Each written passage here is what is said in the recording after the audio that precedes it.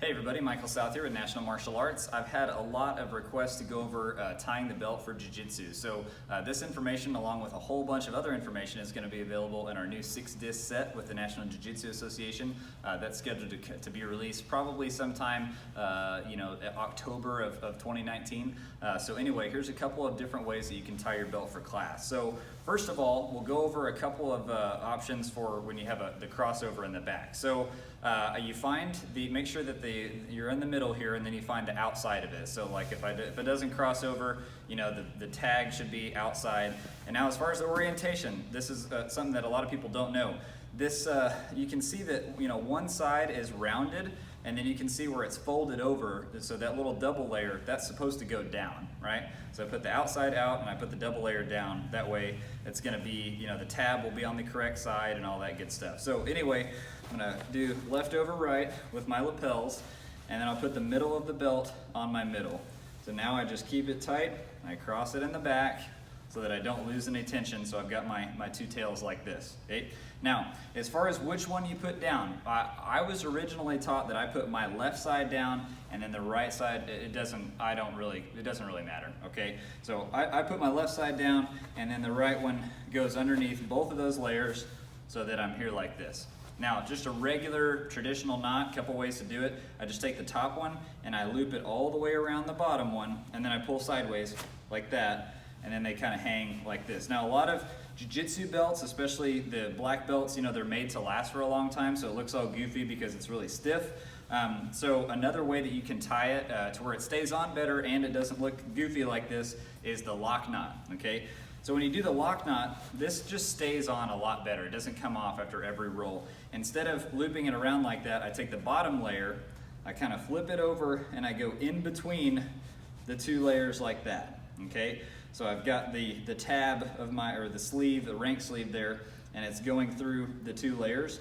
Now I take the other one, I go through that hole that I've just created and through the two layers just like I did on the other side, okay?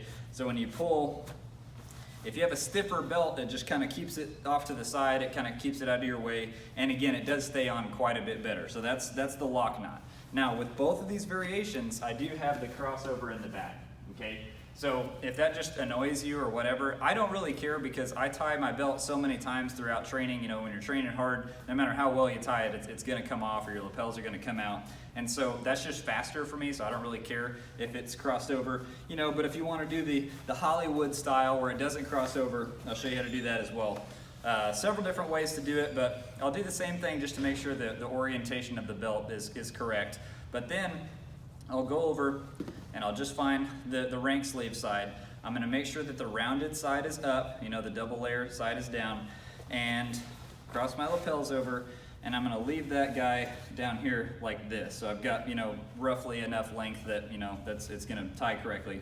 And so I try to keep my lapels tight so that my jacket doesn't come undone. I'll start to loop that around a little bit. And this is why I don't do this all the time, because it takes a little bit longer. But then I'll just wrap it and wrap it around again, and now we're here. So now I don't have the crossover in the back. After that, the procedure is exactly the same. Put one underneath, now you're here, and now you have your option of how you want to tie it. So I feel like this one's pretty easy. Top one goes all the way around the bottom, boom, and you're good to go. But I'll just show you the lock knot one more time. So bottom side with the rank sleeve, flips over, goes through the layers, go through the hole, and in between the layers. So then I can do that, make sure it's all nice and pretty, and then there's no crossover in the back, okay? As far as which side the rank sleeve is on, a lot of people don't care. Jiu-jitsu's not as rigid as a lot of traditional martial arts, but traditionally speaking, according to my professor, my master instructor, from the samurai tradition of the sword being on the left side, the rank sleeve should be on the left side. Plenty of people don't care and it ends up on one side or the other, or they purposely tie it on the right side. So that's just a couple ways you can tie your belt for jiu-jitsu class.